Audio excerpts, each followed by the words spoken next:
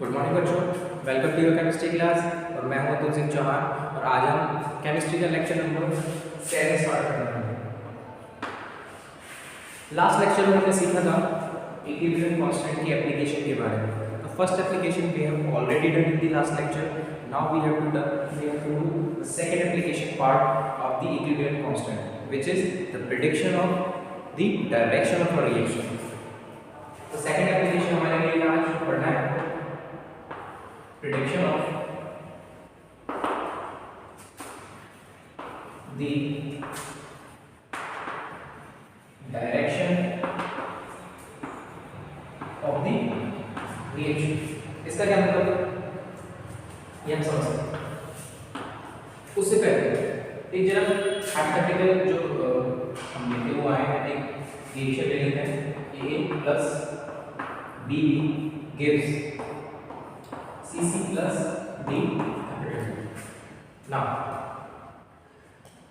अगर ये reaction equilibrium पर है तो उसके लिए हम क्या लिखते हैं इक्विलिब्रियम कांस्टेंट। कैसे लिखते हैं वो ऑलरेडी हम लास्ट लेक्चर में उससे पिछले लेक्चर में कर चुके हैं। कैसे लिखते हैं concentration of product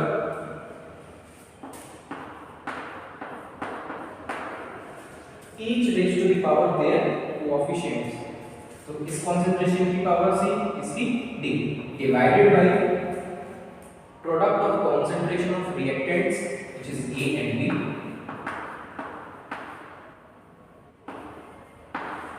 each raised to the power their coefficients। इसकी पावर है इसकी power B। so this is how we write the value of equilibrium constant or we write the expression for equilibrium constant for this particular reaction। now अगर मैं मान के चलता हूं कि रिएक्शन इक्विलिब्रियम पर है तो हमने उसके लिए इक्विलिब्रियम कांस्टेंट लिख दिया। बट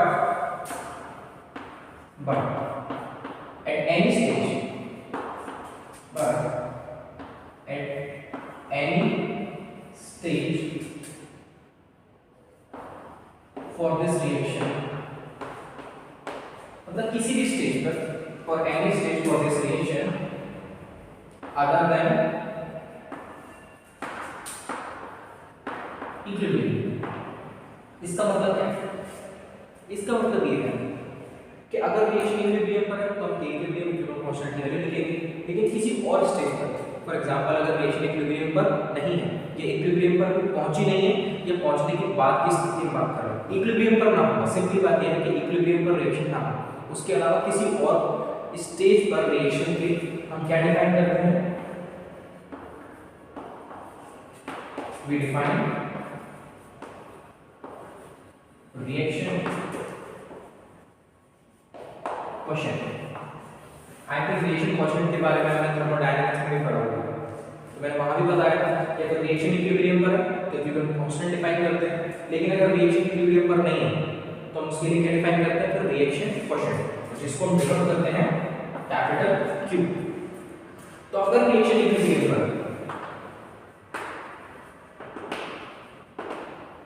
तो हमने लिख दिया इक्विलिब्रियम। लेकिन at any stage other than equilibrium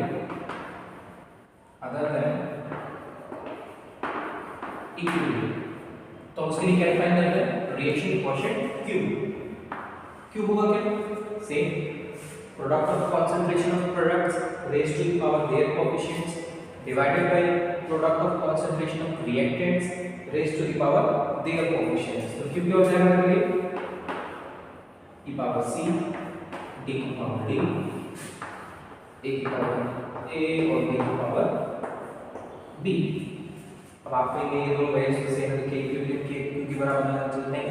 देखिए इक्विलिब्रियम कांस्टेंट की वैल्यू निकालेंगे जब इस c की कंसंट्रेशन इक्विलिब्रियम पर कितनी है और ये c की कंसंट्रेशन अदर देन इक्विलिब्रियम। अगर इक्विलिब्रियम पर c की कंसंट्रेशन मान लेता हूं डिफरेंशिएट करने के लिए 10 मोल्स पर लीटर है, तो ये जो कंसंट्रेशन है c की वो कब है? जब रिएक्शन इक्विलिब्रियम पर है। लेकिन यहां पर ये जो c की कंसंट्रेशन डिफरेंट हो सकती है, 10 से ज्यादा भी हो सकती है, कम भी हो सकती है। तो it could be greater or lesser than यहाँ जो कॉन्सेंट्रेशन है सी वो 10 मोल्स पर लीटर से ज़्यादा भी हो सकती है, कम भी हो सकती है।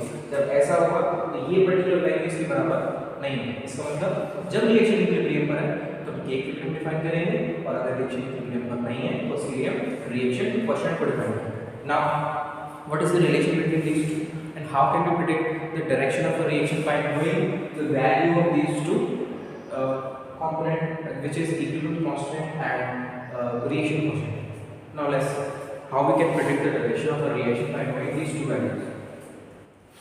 ठीक है, तो इसको स्क्रीनशॉट ले लीजिए इसकी। ओके,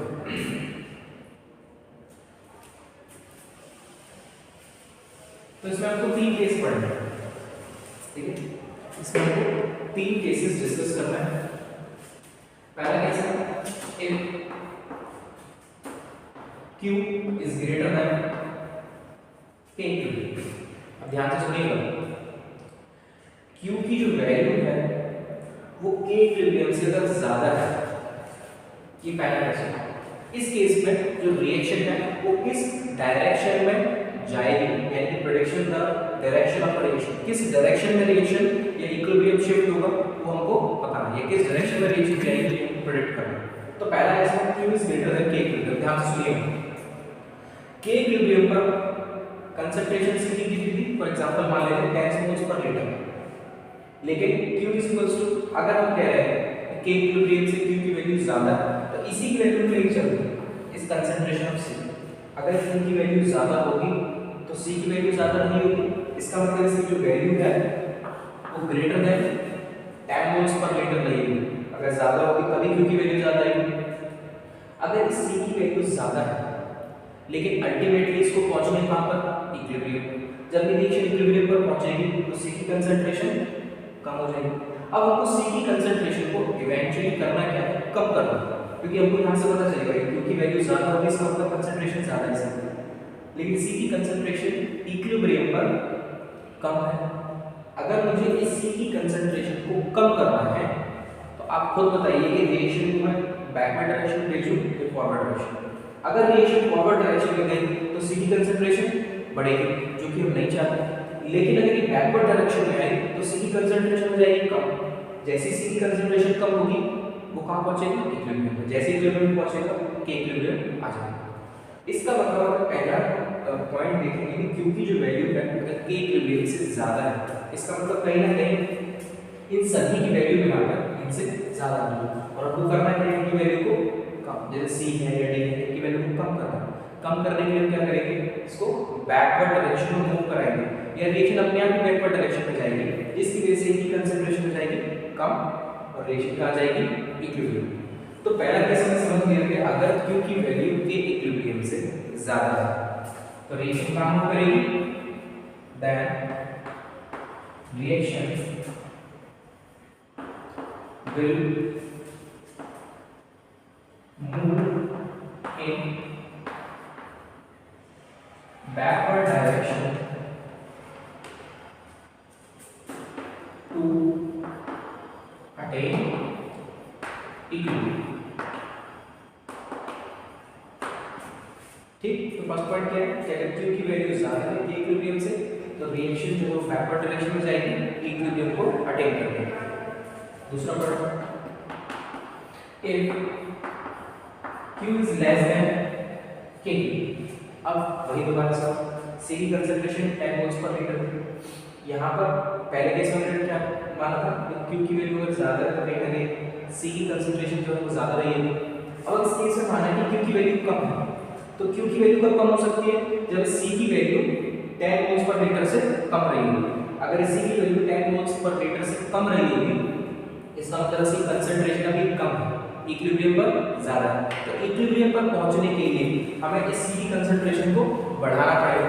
तो जब C की कंसंट्रेशन कैसे बढ़ा सकते हैं, रिएक्शन को फॉरवर्ड डायरेक्शन मूव करा के बैकवर्ड डायरेक्शन में, फॉरवर्ड डायरेक्शन। तो रिएक्शन किस डायरेक्शन मूव करेगी, फॉरवर्ड डायरेक्शन में जाएगी, C की कंसंट्रेशन बढ़ेगी और सिस्टम कहां जाएगा, इक्विलिब्रियम। ठीक है, तो if Q is less than K equilibrium, then reaction will move in forward direction, ठीक है, तो रिएक्शन कम करेगी फॉरवर्ड डायरेक्शन, ताकि इसकी कंसंट्रेशन जो है वो 10 मोल्स पर लीटर से कम थी, अब वो बढ़ के हो जाएगी 10 मोल्स पर लीटर। तो जैसे ही होगी रिएक्शन कहाँ जाएगी, equilibrium. In backward direction to attain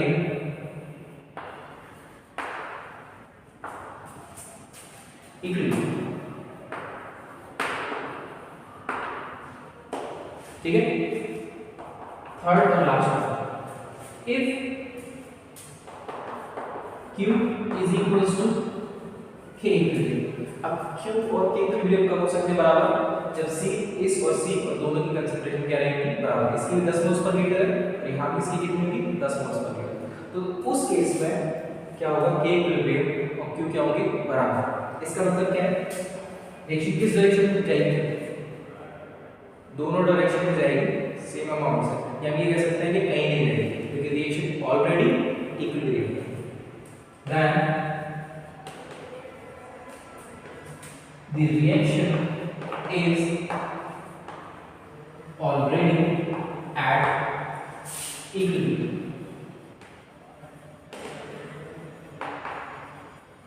ठीक है, तो this is all about the second application part of the equilibrium constant, which is prediction of the direction of a reaction just by knowing the value of equilibrium constant.